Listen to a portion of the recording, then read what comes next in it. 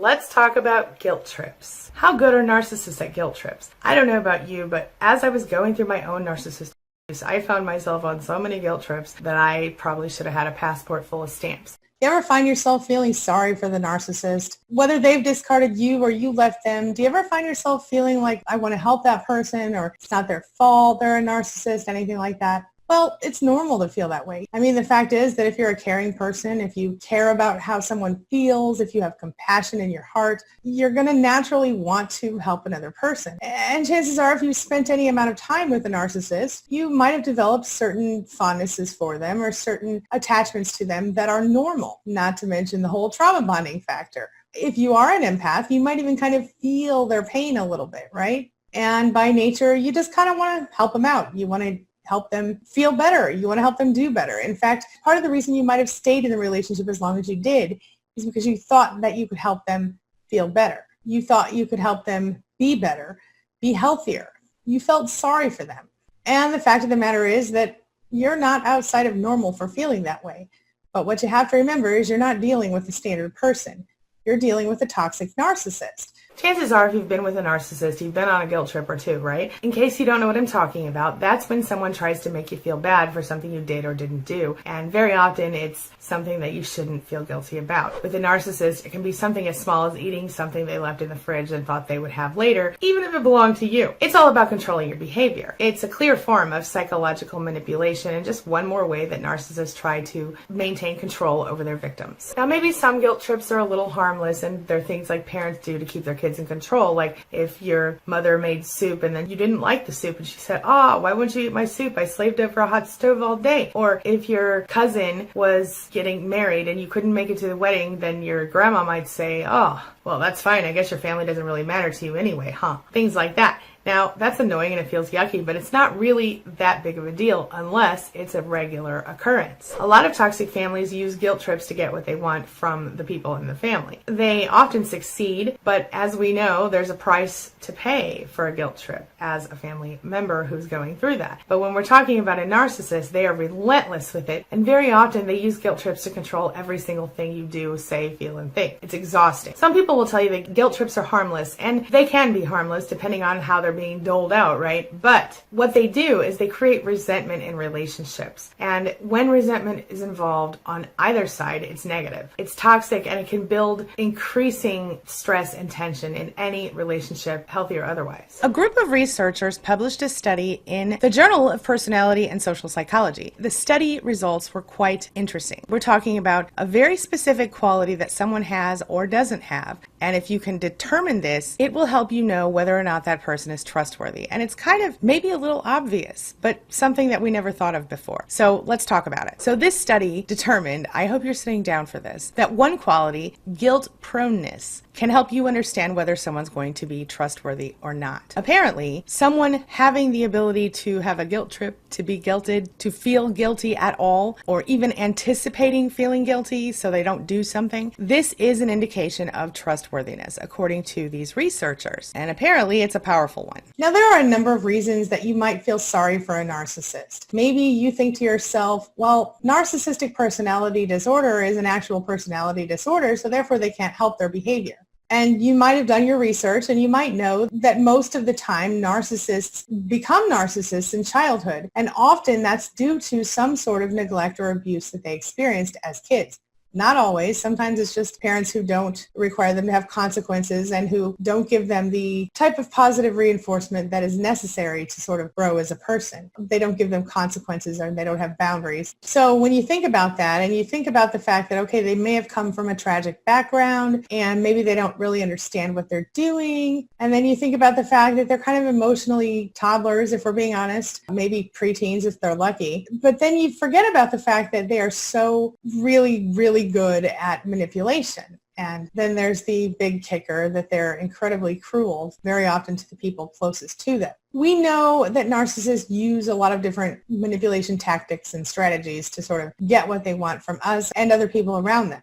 They play the blame game. They shame you. They belittle you. They insult you. They deny the truth about themselves or project their bad qualities onto you. They deflect. They gaslight. They act like they're the victim. They lie. They terrorize you. They compete with you. They criticize you. They manipulate. They go over every single boundary you've ever had in your whole life. They do the narcissistic flip and the narcissistic whirl. They come at you with narcissistic injury and narcissistic rage. There are no limits to what a narcissist might do to get what they want. And then you have those kind-hearted souls, I was one of them, who think, maybe I can help this person. Maybe I can help them to heal and become a better version of themselves, or I can see the good in there somewhere, so maybe there's something I can do to change this for them. You have to remember that narcissists are really, really good at drawing a person in. They're really good at making you feel responsible for their feelings. They do the whole cycle, the idealization or love bombing, where they are all about flattering you and praising you and putting you up on a pedestal. They suddenly love you, or whoever they're throwing the love bomb at that day. They often commit early, unless they're that non-committal type, in which case, once they get what they want from you, they immediately devalue and discard you. But many narcissists, in fact, most likely the one that you're here about today, they're in for the long game. They do the cycle of idealize, devalue, discard, hoover, where they suck you back in over and over again. And many times this goes on for decades in relationships. But you can't feel sorry for a narcissist, even though it's tempting to do so, especially when they play the victim after the end of the relationship or even during the relationship. You might have a lot of guilt, fear, obligation, things like this that are going on inside your head when you try to go no contact with a narcissist. Whether it's a romantic situation or a family situation or even a friend or a coworker situation, you still might find yourself going, I feel kind of guilty about it. I feel kind of gross about it. I don't like the way it feels. I wouldn't want someone to do this to me. So let's talk about this study. Researchers came together from Carnegie Mellon, University of Pennsylvania, and University of Chicago business schools. And they wanted to know specifically what personality traits will help people determine whether someone's trustworthy. They measured traits like openness, agreeableness, how neurotic someone was, conscientiousness, guilt-proneness, extroversion, things like that. The researchers figured out that being guilt-prone would more positively indicate that someone is trustworthy above literally any other quality that was checked. One of the researchers, Emma Levine, said that people who are more guilt-prone tend to feel more responsibility for other people. And that was exactly what the study determined. I would tend to say that when we tend to feel guilt-prone, we tend to feel responsibility for other people. We're also feeling responsibility for other people's feelings. How do you find your way out of the fear, the obligation, and the guilt that come along with the idea of going no contact? We tend to think to ourselves, well,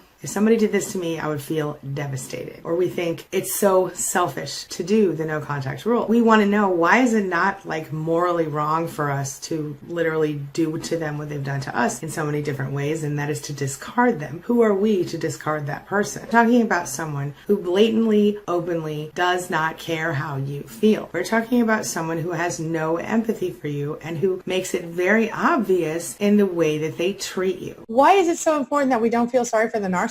Well, it's simple. When we feel sorry for the narcissist, we open ourselves for further disrespect, further manipulation, further control, further abuse, victimization, rejection. It increases our trauma bond. It makes everything harder. Basically, narcissists disrespect you on every single level. They break all your boundaries. They disrespect you as a human being. In fact, they don't even really see you as a whole person. So my answer to people who are like, well, is it morally unethical to go no contact, is no, because narcissists don't respect you in a relationship. Therefore, you don't owe them that respect. When you're in a relationship with a narcissist, they don't show you any concern, empathy, anything. So look, if you can't just completely let go of the need to feel sorry for that person, then at least do it from a distance. I like to look at it like this. Yes, narcissistic personality disorder is in fact a real thing. It's a personality disorder. However, I like to see it as a limitation. For me, it's always been about recognizing that I was not the problem in that situation. Even though I was never perfect in any relationship, even though I made my own mistakes, I know in my heart of hearts that I did the best I could. And I also know that the behavior of narcissists is not normal. Normal people don't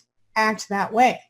It's true. Everybody has their own sense of what's right and what's wrong, their own ethics. And that's why, as an empath, you sometimes go, is it morally okay for me to really just drop this person and go no contact? It's understandable, because if someone did that to you, you would see it as morally wrong, and it would be. Bear with me, I'm getting there. But here's the thing. Is it not morally wrong to come into a person's life, promise the world, promise everything, act like you're that person's soulmate, put them up on a pedestal, and make them feel better than they've ever felt, and and then knock them off that pedestal every 5 minutes, discard them after devaluing them and treating them like they don't matter, and then spend the rest of your life doing that same thing in cycles throughout the relationship? Is that not morally wrong? To show you this wonderful person at the beginning and then devalue you and discard you once they get to know you better? Is that not morally wrong? Is it morally wrong for this person to be in a relationship with you and enjoy everything that you do for them and yet not even give back just a little bit? Look, there's nothing morally wrong with you standing up for yourself and insisting on being respected. And unfortunately, when it comes to a narcissist, that is no contact. You will not be respected by a narcissist consistently, only when it's convenient for them. Going no contact with a narcissist allows you the only avenue to let go of that disrespect. It's never okay to negate a victim of abuse, and this includes narcissists. It's never okay to tear someone down. And yes, that person maybe on some level felt that they didn't have a choice or didn't consciously choose to be a narcissist. And as someone who cares about other people, it makes sense to me that you would feel some sort of almost ache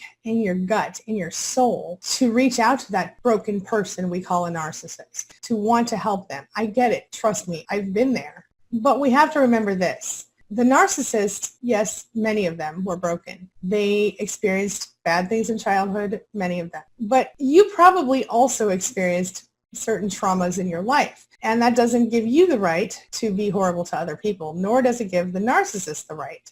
You can feel sorry about what they went through as kids. You can feel sorry about what it was that brought them to this point in their life. But you have to recognize that as adults, we have choices. We can choose to be complete jerks and not care about how anyone feels, or we can choose to evolve as people and change ourselves and do better for ourselves. The narcissist that you're dealing with is now an adult. It's a person who is actively pursuing and pushing that abuse cycle. Whether it's conscious or otherwise, they're doing it actively. They are no longer helpless. They are, in fact, inflicting abuse on people around them, sometimes almost for sport. Just remember this. While many narcissists have gone through difficult childhoods, like I said, or have some sort of trauma that led them to becoming a narcissist, most people who get involved with narcissists long-term also went through some sort of trauma growing up, also went through something that brought them to the point of becoming codependent and becoming the sort of person who would continue to try to help a person who's actively abusing them. It doesn't make you wrong or bad. It just gives you a little perspective. You could have chosen to become a narcissist. You could have become the sort of person who stopped caring how other people felt, but you didn't. Why is it that two people who went through the same sort of trauma can become two completely different people? Why is it that one becomes a narcissist and the other doesn't? Well, it's because they chose it. They chose to become a decent person. You chose to become a decent person. You took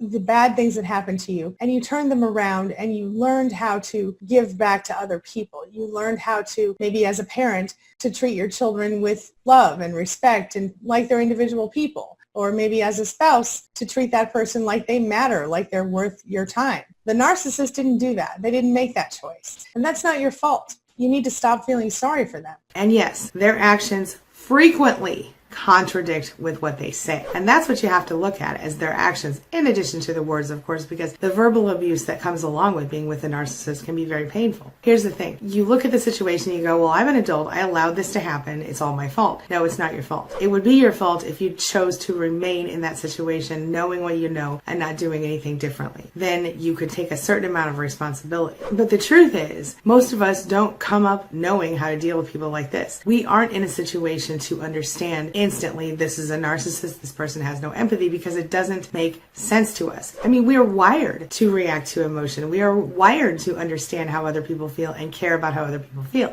Narcissists are not. That is practically foreign to us. That's why we're so confused by it. And that's why we so often think, oh my gosh, I can totally help fix this person, which is why we stick around for so long in some cases. I'm not here to tear down the narcissist. I'm not here to tell you that you can't care about how they feel. I just want you to understand it's not your responsibility to feel sorry for the narcissist. You didn't do anything to them. And even if you reactively did something or shouted a name at them or whatever, if you did something in reaction to their abuse that made you feel bad about yourself, you must recognize it for what it is. You can only put up with so much. I have a better option for you. The next time that you find yourself feeling sorry for the narcissist, I want you to take a deep breath. And I want you to turn that energy, that compassion, that love, that concern back toward yourself. You deserve to be treated with that much love and respect. You deserve to care that much about how you feel. And maybe you've never done that before in your life, but it's time. It's time for you to let go of those feelings of sorrow, of those feelings of inadequacy, of those feelings of just not being enough. And what better way to do that than to turn that energy that you've spent feeling sorry for the narcissist and feeling bad for them and trying to help them be a better person and a better self back onto yourself. Give yourself that love. Give yourself that energy. Make yourself happy for once. What do you say? Are you with me? So there are certain things you can do to limit your guilt trip compliance, right? So let's talk about that. With someone who isn't a narcissist, you can take simple steps, like explain to them that you want to do what they want you to do, or you would like to, but you can't for whatever reason, and then explain to them that when they use the guilt trip tactic against you, it makes you feel resentful. You could ask them nicely to explain their wishes more clearly, and then you can give them a respectful answer. And you will need to probably remind them as time goes on to communicate with you differently, because people who do this have been doing it most of their lives in many cases, and or they were taught by a parent to do it.